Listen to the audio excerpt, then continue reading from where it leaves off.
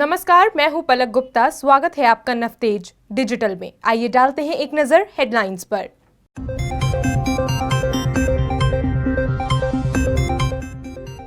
डबरा में उपचुनाव की तैयारियां जोरों पर है। कांग्रेसी कार्यकर्ताओं का सम्मेलन हुआ आयोजित। पूर्व मंत्री ने साधा बीजेपी पर निशाना।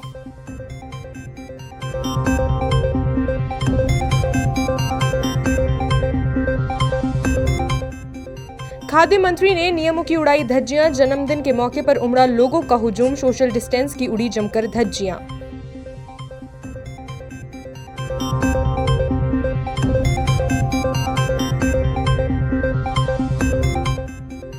पेट्रोल डीजल के बढ़ते दामों से देश में आक्रोश। देवास में कांग्रेस ने साइकिल रैली निकाल किया अनूठा प्रदर्शन। कलेक्टर को सौंपा राष्ट्रपति के नाम ज्ञापन। अब खबरें विस्तार से। पिछोर कस्बे के बालाजी गार्डन में कांग्रेस कार्यकर्ताओं का एक सम्मेलन का आयोजन किया गया, जिसमें मुख्य अतिथि के रूप में पूर्व मंत्री विजय लक्ष्मी साधो उपस्थित हुए, जहां उन्होंने बीजेपी पर जमकर निशाना साधा और कहा कि बीजेपी की कथनी और करनी में बहुत अंतर है। जनता ने जो समर्थन कांग्रेस को दिया था उसे बीजेपी ने पैसों के दम पर खरीदा है, जिसका जवाब भाजपा को जनता को देना पड़ेगा और आने वाले उपचुनाव में भाजपा को इसका जवाब मतदाता देंगे, क्योंकि मतदाताओं के साथ विश्वासघात किया है। डबरा सीट पूरे मध्य प्रदेश में एक महत्वपूर्ण सीट मानी जा रही है। डबरा विधानसभा सीट से भाजपा की इमरती देवी गांव-गांव जाकर जनसंपर्क में लगी हुई है। वहीं कांग्रेस की मुश्किलें बढ़ती नजर आ रही है, इसलिए कांग्रेस के केंद्र से लेकर राज्य तक के नेता डबरा विधानसभा सीट को हथियाने में लगे हुए हैं।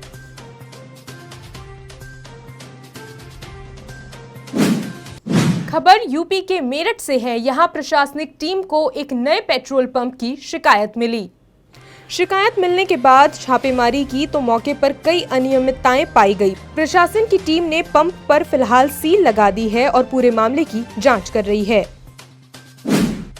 पूरे देश में परंपरागत परंपराओं के अनुसार भगवान जगन्नाथ की रथ यात्रा निकाली गई। इसी क्रम में पन्ना में भी लगभग 170 वर्ष से यहां परंपरा चली आ रही है।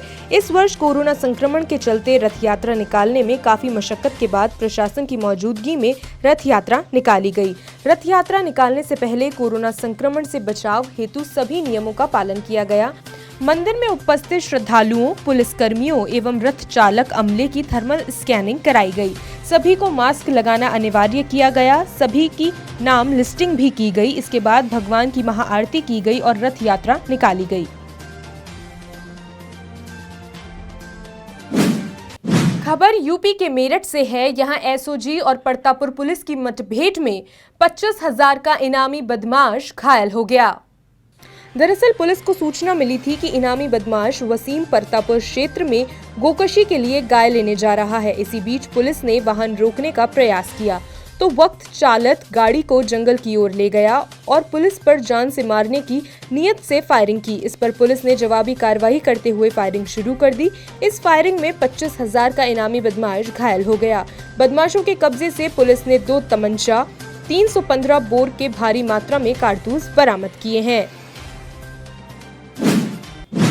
इटावा जनपद में कोरोना संक्रमण को लेकर प्रशासन सख्त कदम उठाते नजर आ रहा है।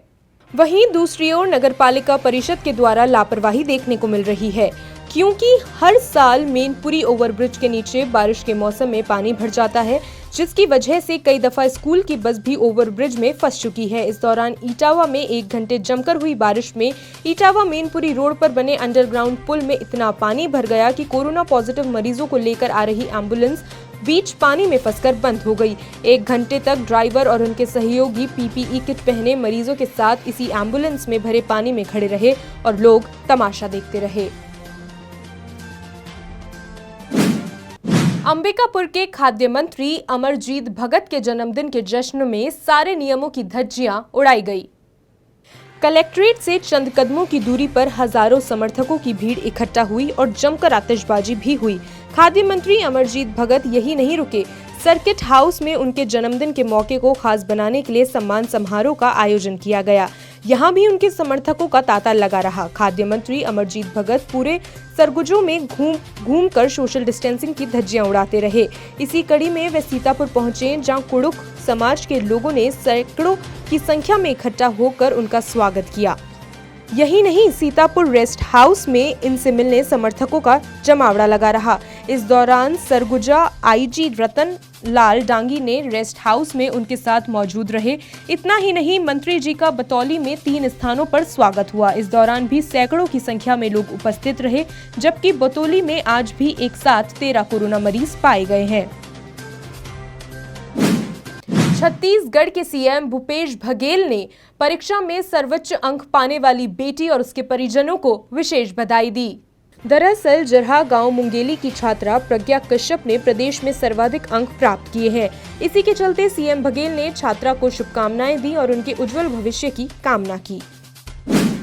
पवई थाना क्षेत्र में 2 बच्चे नदी में डूब गए। दरअसल सोमवार को 2 बच्चे नहाने के लिए नदी पर गए हुए थे, लेकिन अचानक तेज बहाव के चलते दोनों बच्चे बह गए, जिसमें से एक बच्चे को सुरक्षित निकाल लिया गया, लेकिन एक बच्चा मृत शरीर को 8 घंटे के रेस्क्यू के बाद निकाला गया।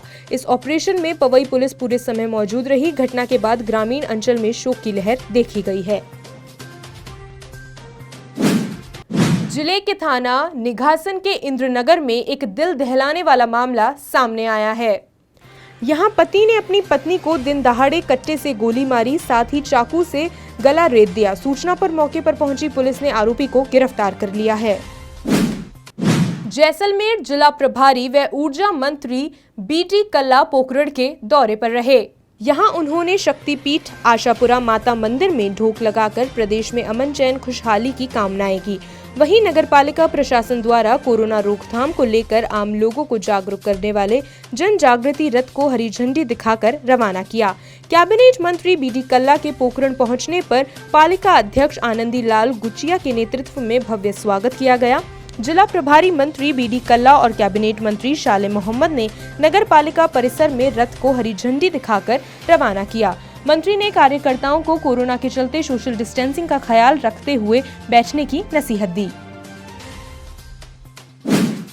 देश एवं प्रदेश में लगातार पेट्रोल और डीजल की बढ़ती कीमतों को लेकर कांग्रेस कार्यकर्ताओं ने नगर पालिका परिषद से रैली निकाली, जिसमें कांग्रेसी कार्यकर्ताओं ने भाजपा मुर्दाबाद के नारे भी लगाए और एसडीएम कार्यालय पहुंचकर डबरा एसडीएम राघवेंद्र पांडे को राज्यपाल के नाम ज्ञापन सौंपा।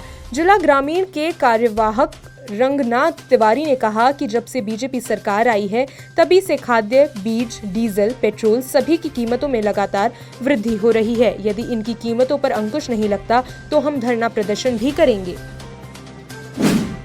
यूपी के बांदा जिले नरेनी और इंदिरानगर में 2 कोरोना पॉजिटिव मरीजों के मिलने से हड़कंप मच गया। कोरोना पॉजिटिव व्यक्ति व्यवसायी बताया जा रहा है। नरेनी करतल रोड निवासी युवक कानपुर से लौटा था। मामले पर सीएमएस का कहना है कि जिले में मरीजों की कुल संख्या 42 हो गई है। इलाके को सील कर स्क्रीनिंग के निर्देश दिए गए हैं। उधर नगर पंचायत ने पूरे हॉटस्पॉट क्षेत्र में दवा का छिड़काव किया। फिलहाल इलाके की दुकानों को बंद किया गया है। यूपी के इटावा में जमीन विवाद के चलते बुजुर्ग की हत्या कर दी गई। मामला बसरेहर क्षेत्र के अंतर्गत गांव राजपुरा का है। जानकारी के मुताबिक प्रभात यादव नाम का एक व्यक्ति जो कि पुलिस में सिपाही है, सड़क पर कब्जा कर दीवार बना रहा था। उसी के परिवार के ताऊ ने इसका विरोध किया तो प्रभात ने अपने चाचा रामबरन सिंह की पिटाई कर दी, जिसमें उसकी मौत हो गई। हत्या के बाद फरार हुए सिपाही की बिना नंबर प्लेट की गाड़ी से अवैध देशी शराब के कार्टून बरामद हुए। पुलिस ने गाड़ी जब्त कर आरोपी की तलाश में जुट गई है। यूपी के लखीमपुर जिले में बीते 48 घंटे महिलाओं पर भारी पड़े हैं, जहां 2 महिलाओं की चाकू गोदकर हत्या कर दी गई। पहली घटना नगर की निघासन इंदिरानगर कस्टम ऑफिस के पास की है, जहां दिन दहाड़े पति ने अपनी पत्नी को बीच सड़क पर गोली मारने के साथ ही चाकू से गला रेत दिया। वहीं दूसरी घटना में पति ने महज चाय नहीं बनाने पर गर्भवती पत्नी की चाकू गोदकर हत्या कर मौके से फरार हो गया। वहीं परिजनों ने बताया कि आरोपी बबलू गुस्सैल स्वभाव का था। मृतका के 3 बच्चे भी हैं। फिलहाल पुलिस ने शव को पंचनामा कर पोस्टमार्टम के लिए भेज दिया है। पुलिस आरोपी की तलाश करने में जुटी है। देश में लगातार बढ़ते पेट्रोल डीजल के दामों पर कांग्रेस ने अनूठा प्रदर्शन किया। एमपी के देवास में कांग्रेस ने जवाहर चौक स्थित कार्यालय से साइकिल रैली निकाली, जो शहर के मुख्य मार्गों से होते हुए कलेक्टर कार्यालय पहुंची। कांग्रेस अध्यक्ष मनोज राजानी ने बताया कि पेट्रोल डीजल मूल्य वृद्धि को लेकर कमलनाथ के आह्वान पर पूरे प्रदेश भर में प्रदेश व्यापी आंदोलन चल रहा है। कलेक्टर कार्यालय पहुंचकर राष्ट्रपति के नाम पेट्रोल डीजल मूल्य वृद्धि को लेकर ज्ञापन सौंपा। राजस्थान विश्वविद्यालय में एनएसयूआई ने विरोध प्रदर्शन किया। दरअसल यह प्रदर्शन छात्र छात्राओं को प्रमोट करने और फीस माफी को लेकर किया गया। यह प्रदर्शन एनएसयूआई अध्यक्ष अभिमन्यु पूनिया के नेतृत्व में किया गया। एनएसयूआई ये मांग करती है, अग्रिम संगठन होने के नाते कांग्रेस परिवार का भी अग्रिम संगठन है, लेकिन आम छात्र के साथ, राजस्थान के आम छात्र के साथ एनएसयूआई का पूरा परिवार खड़ा है। हम किसी भी प्रकार से आम छात्र के भविष्य के साथ खिलवाड़ नहीं होगा। अंतर्राष्ट्रीय पर्यावरण योद्धा प्रदीप शर्मा की ओर से पौधे वितरित किए गए। यह प्रदीप शर्मा की ओर से सरस डेयरी जोधपुर के अधिकारियों और कर्मचारियों को पौधे वितरित किए गए। इस मौके पर प्रदीप शर्मा के साथ डेयरी के सभी कर्मचारी और अधिकारी मौजूद थे। वहीं प्रदीप शर्मा के द्वारा गगनभेदी हरियालो राजस्थान गीत भी गाया गया। मेरठ पुलिस को बड़ी सफलता हाथ लगी, 3 शराब माफियाओं को धर दबोचा।